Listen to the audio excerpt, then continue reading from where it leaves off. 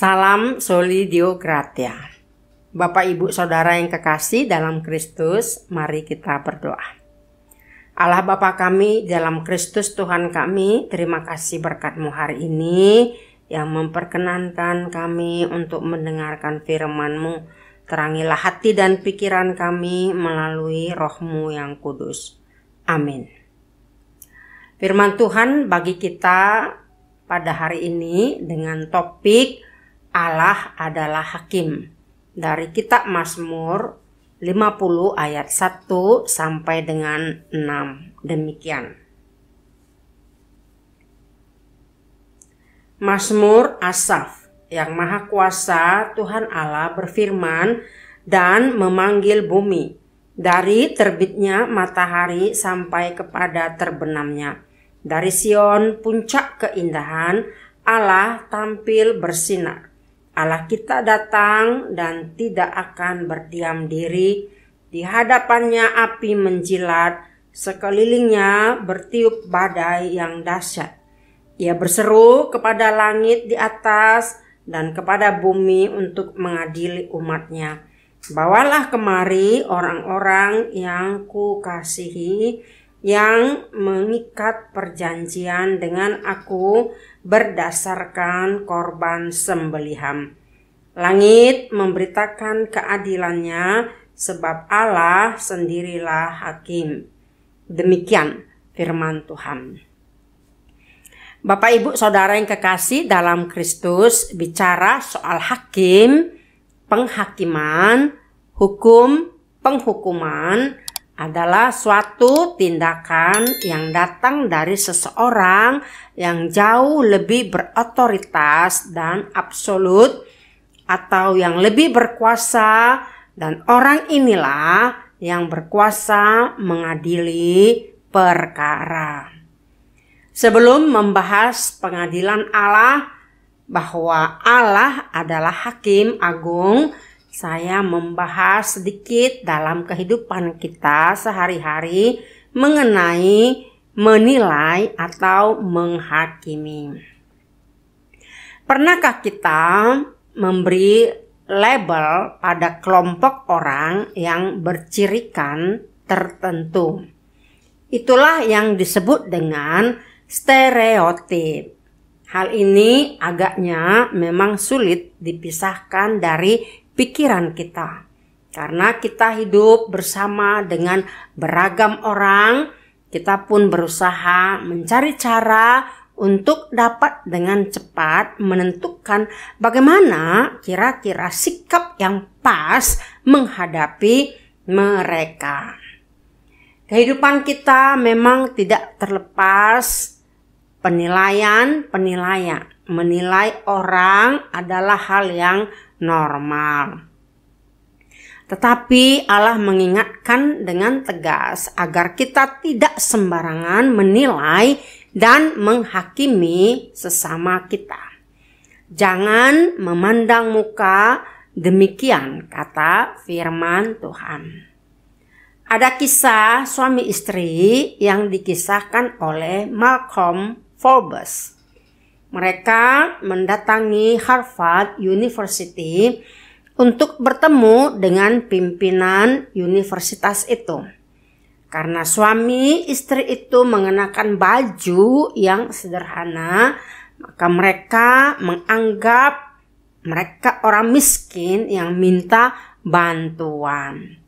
Mereka berdua diremehkan, diabaikan, bahkan baru dijumpai 4 jam kemudian. Dengan wajah galak, pimpinan Harvard bertanya apa maksud kedatangan mereka di sekolah ini. Mereka berdua berkata ingin memberikan gedung untuk Harvard. Namun, melihat penampilan mereka yang dekil, pemimpin Harvard tersebut mentertawakannya. Sebuah gedung? Apakah Anda tahu berapa harga gedung di Harvard ini? 7,5 juta dolar. Karena merasa tidak percaya, akhirnya suami istri itu pergi dan mendirikan sebuah gedung untuk universitas sendiri. Nama pasangan suami istri itu Mr. and Mrs. Leland Stanford. Sekolah yang mereka dirikan adalah Stanford University yang terkenal itu. Apa pesan moralnya? Adalah janganlah kita dengan mudah menghakimi orang hanya dari penampilan luarnya. Firman Tuhan berkata bahwa dengan penghakiman yang kita pakai untuk menghakimi, kita akan dihakimi, dan ukuran yang kita pakai untuk mengukur akan diukurkan kepada kita. Matius 7 ayat 2. Menilai atau memperlakukan orang dengan berbeda hanya berdasarkan pada apa yang kelihatan sangat riskan, membuat kita salah menilai dan jatuh ke dalam dosa. Sebaliknya, firman Tuhan menasihatkan agar dalam menilai dan bersikap terhadap orang lain, kita melakukannya dengan mengingat bahwa kita pun akan dihakimi dan dinilai dengan cara demikian. Bapak, Ibu, Saudara yang kekasih dalam Kristus, ada beberapa yang perlu kita perhatikan dalam renungan firman Tuhan ini. Yang pertama, kalau kita bicara hakim di bumi, yakni pengadilan atau mahkamah, bagaimana perwujudan keadilan di dunia ini? Masihkah supremasi hukum dapat ditegakkan? Dalam hidup ini masih saja kita temukan perkara-perkara yang dialami sebagian orang yang merasa tidak mendapatkan keadilan. Sehingga dapat dipahami bahwa hukum bisa saja berwajah dua, tumpul ke atas dan runcing ke bawah. Dalam Perjanjian Lama, hal di atas telah terjadi ketidakadilan di mana-mana. Hukum yang dibengkokkan, hak-hak orang miskin diperkosa, perkara yang tidak dibela, dan memeras kelompok yang lemah. Dan semua itu dilakukan oleh para pemimpin atau hakim yang berjubah keadilan sebagai wakil Allah di dunia ini, tidak melakukan tugas dan tanggung jawabnya dengan baik dan benar, akan membawa dampak yang sangat merugikan sesama manusia. Strata sosial dalam masyarakat sangat menentukan peradilan yang berkeadilan di semua lini kehidupan, baik dulu hingga kini. Yang menjadi pertanyaan kita adalah bagaimana tindakan Allah? Inilah yang kedua kalau kita bicara pengadilan sorga. Maka itu adalah hari penghakiman, yakni memisahkan orang benar dan orang jahat, atau orang yang percaya dengan orang yang tidak percaya. Dalam Perjanjian Lama dikatakan bahwa Allah adalah hakim, khususnya dalam kitab Taurat, bahwa Tuhan adalah hakim yang adil mengadili setiap perbuatan manusia. Tuhan akan murka ketika manusia melakukan dosa yang tidak dapat lagi ditolerir, seperti peristiwa air bah, Sodom dan Gomora, kisah bangsa Niniwe, dan lain sebagainya. Dosa yang dimaksud adalah tindakan-tindakan pelanggaran hukum mengenai perintah yang pertama hingga yang ke-10. Hukum pertama sampai 4 adalah hubungan antara manusia dengan Allah secara vertikal dan manusia itu dengan sesamanya secara horizontal. Hukum ke-5 sampai ke-10.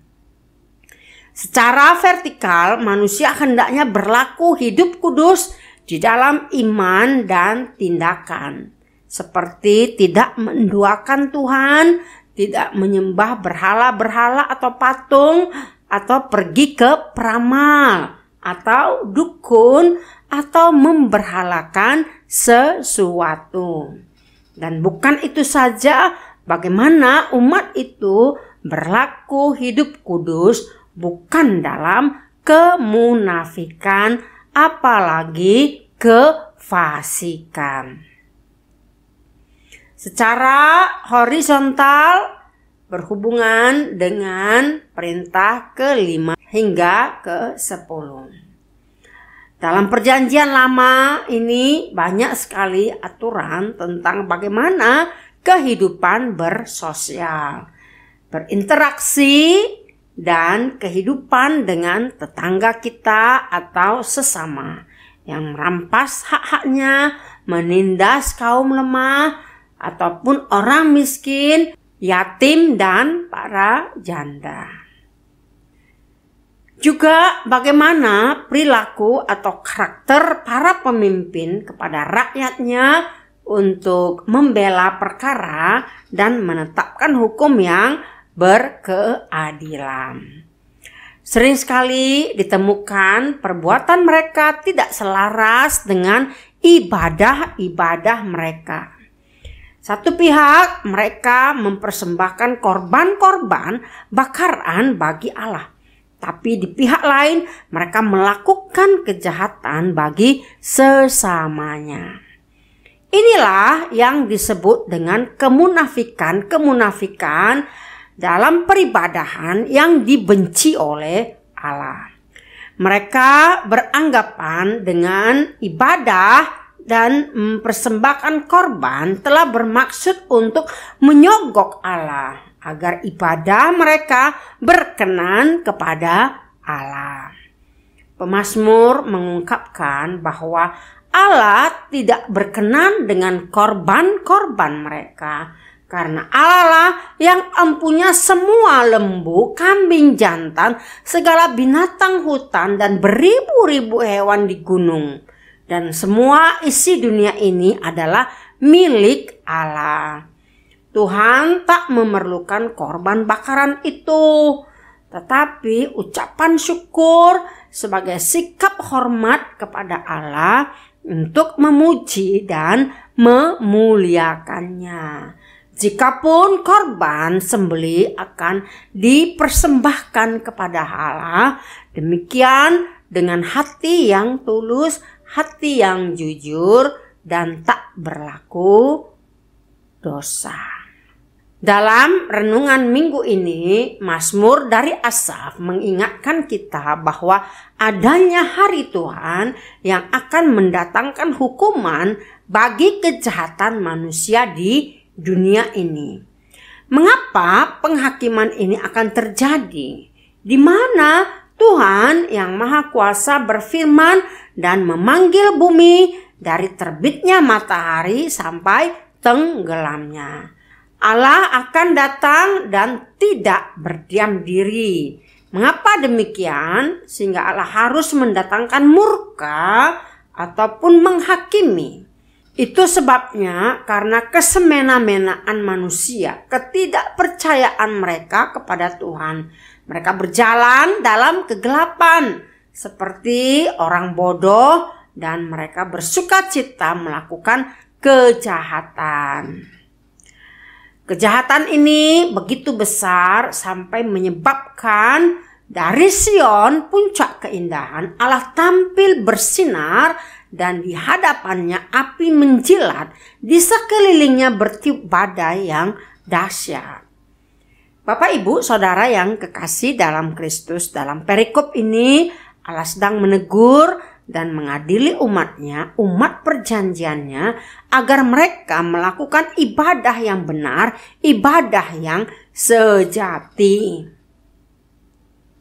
Pemazmur menyampaikan dan menyatakan firman Tuhan yang memberi gambaran kebenaran mengenai menyembah Tuhan di tempat yang tinggi dan berjalan dalam terang Tuhan. Perikop ini juga berbicara tentang nubuatan kemuliaan Sion di tengah bangsa-bangsa sebagai tempat kediaman Tuhan yang mengatasi semua bangsa-bangsa pada akhir zaman. Bukit Sion dipandang merupakan gunung yang tertinggi di dunia.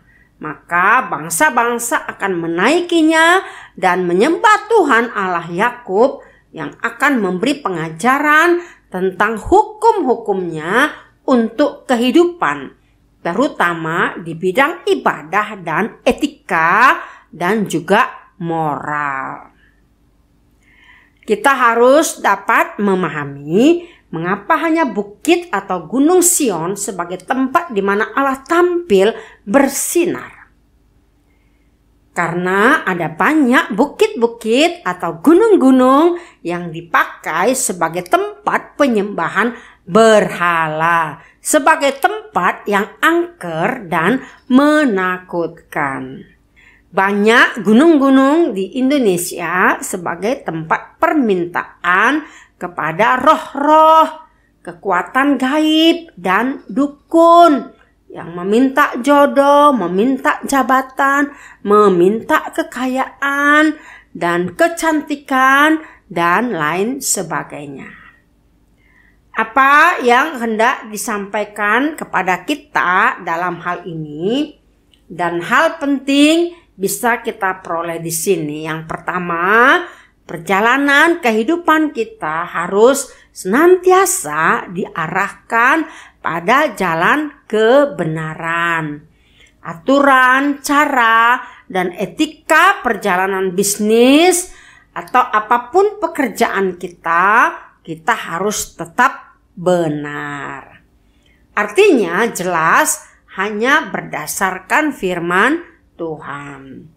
Yang kedua, berjalan di tengah jalan keadilan. Ini berarti tidak menyimpang ke kanan atau ke kiri, tidak berat sebelah, tidak menghalalkan berbagai cara. Ini karena melakukan keadilan adalah kesukaan bagi orang benar, tetapi menakutkan bagi orang yang melakukan perbuatan jahat. Pemazmur mengarahkan mata rohani umat berjalan dalam terang Tuhan. Artinya agar sungguh-sungguh bertobat. Bagi Israel tidak ada jalan lain untuk keselamatan. Karena di luar terang Tuhan hanya ada kekacauan, kegelapan, dan maut. Nubuatan ini mengacu bahwa Yesus adalah jalan dan terang. Semua bangsa akan menuju Sion, tempat tingginya. Dunia akan dibarui melalui penurutan dan ibadah yang benar kepada Tuhan. Bangsa-bangsa dan suku-suku akan merasa kecewa terhadap berhala dan dewa-dewa yang ternyata adalah sia-sia belaka. Hanya kesia-siaan saja jika mereka memberikan korban sembelihan kepada Allah, namun perilaku mereka melakukan tindakan kejahatan kepada sesama manusia. Di kota Allah itulah Tuhan sendiri akan menjadi hakim yang mengadili bangsa-bangsa dengan adil dan benar. Akibatnya akan timbul suatu situasi damai sejahtera yang sempurna di antara bangsa-bangsa. Bapak, Ibu, Saudara yang kekasih dalam Kristus, belajar dari pengalaman umat Israel, kemarahan dan hukuman Allah itu adalah tak lain sekolah kasih agar mereka dan kita dapat belajar hidup setia, hidup kudus di hadapan Allah. Bukankah demikian juga bagi kehidupan kita masing-masing? Kita tidak tahu kapan hari Tuhan itu akan datang untuk menghakimi bumi ini dan semua manusia yang berdosa. Untuk itu kita harus memiliki sikap dan persiapan kita menyambut kedatangan Tuhan yang kedua kali. Janganlah kita mau diombang-ambingkan oleh pendapat-pendapat keliru yang mengatakan bahwa hari kiamat tidak ada atau hari kiamat akan segera datang. Maka kita harus melakukan sesuatu di luar daripada hal-hal yang umum. Karya Lawrence E. Joseph dalam buku Kiamat, Investigasi Akhir Zaman menegaskan dengan mantap bahwa 21 Desember 2012 yang lalu akan terjadi kiamat yang disebut juga End of Times. Kesimpulan ini didasarkan atas penanggalan suku Maya di Amerika. Juga diperkuat penelitian ilmiah yang menyatakan bahwa 21 Desember 2012 adalah titik balik musim dingin tahunan. Ketika itu belahan bumi utara berada di titik jauh matahari. Akibatnya siang makin pendek dan malam makin panjang.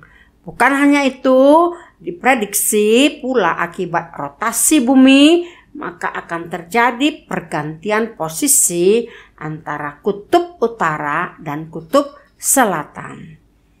Berdasar penanggalan suku Maya pada periode 1992 sampai 2012, bumi akan dimurnikan dan akan terjadi satu zaman baru. Kini masalah kiamat yang dalam istilah Alkitab akhir zaman marak dibicarakan orang. Bahkan film Kiamat 2012 begitu laris ditonton di banyak bioskop di seluruh dunia termasuk di Indonesia, bahkan sempat menjadi pro kontra.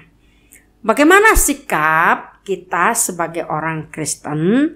Apakah kita takut dengan sapaan firman Tuhan pada hari ini? Firman Tuhan di atas sebaiknya kita jadikan bahan refleksi bahwa cepat atau lambat penghakiman Tuhan akan datang. Allah dalam kedaulatannya tidak pernah memerintahkan siapapun dan suku manapun menghitung hari kiamat. Kiamat atau akhir zaman adalah urusan Tuhan, bukan urusan manusia. Bila kita dekat dengan Tuhan, kapanpun akhir zaman datang, kita telah siap sedia untuk dipanggil menghadap Tuhan. Karena kita tahu persis kemana tujuan kita. Yaitu roh kita adalah tujuannya sorga. Amin. Amin. Sekali lagi pemazmur mengingatkan dengan tegas bahwa saat ini untuk tetap siap siaga dan setia dalam iman serta melakukan yang terbaik di dunia ini selagi masih ada waktu. Mari kita persembahkan hidup kita sebagai ibadah yang sejati, hidup dalam kekudusan yang daripada Tuhan. Demikianlah renungan pada hari ini. Tuhan memberkati kita. Kita berdoa. Bapa kami di dalam Kristus Tuhan, terima kasih firman-Mu yang sudah kami dengar. Biarlah kami dapat memahami bahwa Tuhan akan mengadili, menghakimi dunia ini. Apabila tiba saatnya Tuhan memberikan kehidupan, keselamatan bagi orang-orang yang percaya kepadamu. Ajarlah kami untuk menghitung hari kami, bahwa kapanpun Tuhan memanggil kami tetap siap sedia, bahwa kami dapat menghadapi setiap tantangan dan kami diberikan kemenangan yang daripada Tuhan karena hanya mengandalkan Engkau. Terima kasih Tuhan, ajar kami untuk melakukan keadilan bagi sesama kami dan menegakkan kebenaran yang daripadamu. Berkati penguasa, pemerintah, pejabat yang duduk dalam pemerintahan agar mereka dapat melakukan tugas dan tanggung jawabnya sebagai wakil Allah menegakkan keadilan di tengah-tengah negeri kami ini. Berkati seluruh jemaat yang mendengarkan firman-Mu. Di dalam nama-Mu yang kudus kami berdoa. Anugerah dari Tuhan kita Yesus Kristus, kasih setia Allah Bapa dan persekutuan Roh Kudus menyertai saudara sekalian. Amin.